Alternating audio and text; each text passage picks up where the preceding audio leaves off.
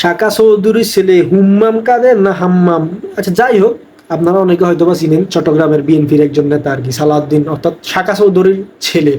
সে বলতেছে কি আওয়ামী লীগে যারা আছে তারা বিএনপিতে যোগ দিতে পারবে মাপ চেয়ে। এই ব্যক্তিটা কিছুদিন আগে আপনার বলেছিল যে আওয়ামী লীগের আহ ব্যানার ধরার জন্য 10 জন লোকে খুঁজে পাওয়া যাবে না। তো যে মানুষটি বলেছে আওয়ামী লীগের ব্যানার ধরার জন্য 10 জন লোকও খুঁজে পাওয়া যাবে না, সে আবার কোন মানুষগুলোকে বিএনপিতে যোগ দেওয়ার জন্য বলতেছে? আওয়ামী লীগের মানুষগুলোকে? আওয়ামী লীগের তো ব্যানার ধরার জন্য 10 জন লোকও নাই, তাহলে আপনি কাদেরকে ইনভাইট করতেছেন? ও, আপনি নিজেও জানেন আওয়ামী লীগের লোক বাংলাদেশে আছে। হ্যাঁ, আওয়ামী লীগের অবস্থান জানান দিচ্ছে এখন, সেটা আপনি নিজেও জানেন। দেখুন, আওয়ামী লীগ নিয়ে আমি এখন কথা বলতে চাই না, কারণ আওয়ামী লীগের অবস্থাটা কিরকম সেটা আপনারা সবাই জানেন। কিন্তু আমার কথা বলার ইচ্ছে হচ্ছে আপনার এই হুম্মামকে নিয়ে, হুম্মাম চৌধুরী না হুম্মাম কাদের, যাই হোক। তো আসলে যে তিনি যে বলেছিলেন আওয়ামী লীগের ব্যানার ধরার মতো 10 জন লোক থাকবে না, আসলে এটা এত অহংকার করা কি ভালো? রাজনীতিতে তো এত অহংকার ভালো না। আপনারা বিএনপি, আপনারা গত 17 বছর বিরোধী দলে ছিলেন, হামলা মামলা শিকার হয়েছেন, অত্যাচারের শিকার হয়েছেন, আপনাদের দলের নেতা কর্মীরা ঘরে থাকতে পারে নাই, একজনে আপনার 200টা 300টা 400টা পর্যন্ত মামলা খেয়েছেন। তো আপনারা তো বাংলাদেশে টিকে আছেন, তাই না? বাংলাদেশে আপনারা টিকে আছেন, আপনাদের তো কিছু হয় নাই। আপনাদের ব্যানার ধরার কি লোক ছিল না? অবশ্যই ছিল। আপনারা মিছিল মিটিং করেন নাই? অবশ্যই করেছেন। হ্যাঁ, বাধা বিপত্তি ছিল, তারপরে অবশ্যই রাজপথে জানান দিয়েছেন, সেটা অস্বীকার করবো না। তো আপনি একটা বড় দলের সদস্য হয়ে আপনি একটা বিরোধী দলে থাকা অবস্থায় আপনি রাজনীতি করেছেন। তো সেই জায়গায় আপনি অভিজ্ঞ লোক। আজকে যদি আপনার কোনো শিশু পার্টির যদি কোনো সদস্য এই কথাটা বলতো, তাহলে আমি হয়তো বা কিছু মনে করতাম না বা এই বিষয়ে কথা বলতাম না। কিন্তু আপনি বিরোধী দলের রাজনীতি করেও আপনি বাংলাদেশের রাজনীতির ফিল্ডটা বুঝলেন না, পলিটিক্যাল ফিল্ডটা কি সেটা বুঝলেন না। আপনি বলতেছেন আওয়ামী লীগের ব্যানার ধরার জন্য 10 জন লোক থাকবে না। আপনারা তো আন্দোলন সংগ্রাম করেছেন, আপনাদের হাজার হাজার যে জায়গায় লোক ছিল। তো আওয়ামী লীগ তো হচ্ছে বাংলাদেশের সবচেয়ে অন্যতম বড় একটি দল। আওয়ামী লীগের 10 জন লোক থাকবে না ব্যানার ধরার জন্য, এই কথাটা বলা কি আপনার মুখে মানাইছে? কথাটা তো বলাটা আপনার মুখে মানায় নাই। শুধু রাজনীতির জন্য শুধু কথা বলা কি উচিত? কিছুটা বাংলাদেশের বাস্তবিক রাজনৈতিক প্র্যাকটিক্যাল বিষয়, প্র্যাকটিক্যাল সাবজেক্টটা মাথায় রেখে তো কথা বলা উচিত, তাই না?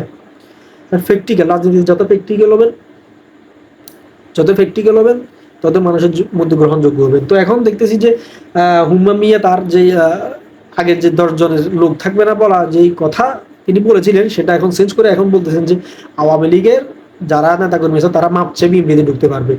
বিএনপিতে কেন? আওয়ামী লীগের যে জায়গায় আপনি বলেছেন 10 জন লোক থাকবে না, সেই জায়গায় আপনার আওয়ামী লীগের আপনার মানুষগুলোকে, আওয়ামী লীগের নেতাকর্মীদেরকে আপনি বিএনপিতে ঢুকার জন্য কেন বলবেন? কেন বলবেন বলেন? এই যে বাংলাদেশে যে মব হয়েছে, মব যে যারা করেছে, আপনাদের বিএনপির লোক কি কম ছিল? আওয়ামী লীগের উপর হত্যা, আপনার হামলা মামলা মব কম করেছেন? করেছেন তো আপনারা, অস্বীকার তো করতে পারবেন না। এখন ওই কুকুরে কামড় দিয়েছে আপনাকে, এখন আপনিও কি কুকুরকে কামড় দেওয়া কি শোভা পায়? এটা শোভা তো পায় না, তাই না? তো কথা ছিল যে আপনার গণঅভ্যুত্থানের সময় আপনারা একটা সুন্দর সুষ্ঠু পলিটিক্যাল পলিটিক্যালি একটা পিচ ফুল পরিবেশ আপনারা রাজনীতি, বাংলাদেশের রাজনীতিটাকে ফিরিয়ে নিয়ে আসবেন।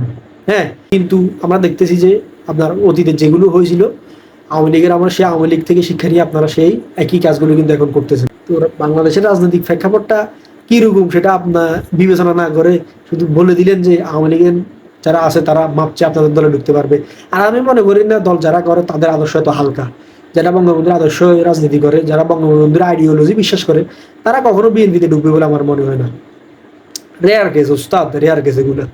বঙ্গবন্ধুকে যে একবার নেতা মানে সে অন্য কাউকে নেতা মানতে পারে বলে আমার মনে হয় না। আর আপনাদের যারা জিয়াউর রহমানের আদর্শে রাজনীতি করে, তারা অন্য দল করবে বলে আমার মনে হয় না। কারণ আমরা তো দেখেছি গত 16 বছর 17 বছর বিএনপি অনেক হামলা মামলা অত্যাচারের শিকার হয়েছে, কিন্তু বিএনপি তো আপনার দল চেঞ্জ করে নাই। গুটি কয়েক আপনার বিচ্ছিন্ন ঘটনা সেটা হয় সবসময়, কিন্তু মেজর যদি চিন্তা করি, ও বিএনপি তো আপনার আওয়ামী লীগে যোগ দেয় নাই, তাই না? তো আইডিওলজিকে এত হালকাভাবে নেওয়ার কোনো কারণ নেই। মনে করবেন না যে আওয়ামী লীগের যে দুরবস্থা, সেই দুরবস্থার জন্য অনেকে আপনাদের দলে যোগ দিয়ে দিবে। এগুলো আসলে আমি মনে করি না আওয়ামী লীগের নেতা কর্মীদের আইডিওলজি এত হালকা বলে আমার বিশ্বাস হয় না ভাই। আমার বিশ্বাস হয় না। আপনি হয়তোবা, আপনি তো জিয়া রহমানের আদর্শে রাজনীতি করেন, দেখুন আপনি আপনার আইডিওলজিটাকে কতটা ভালোবাসেন, কতটা আইডিওলজির ব্যাপারে অবিচল, সেটা আপনিই ভালো জানেন। এবং আপনার এটাও চিন্তা করা উচিত, অন্য দল যে করতেছে, আওয়ামী লীগ যে করতেছে, আপনি যেভাবে আইডিওলজিকে ধারণ করেন সেভাবে ওই নেতাকর্মীটাও কিন্তু আওয়ামী লীগের আইডিওলজি ধারণ করে, সেটা আপনাকে উপলব্ধি করতে হবে।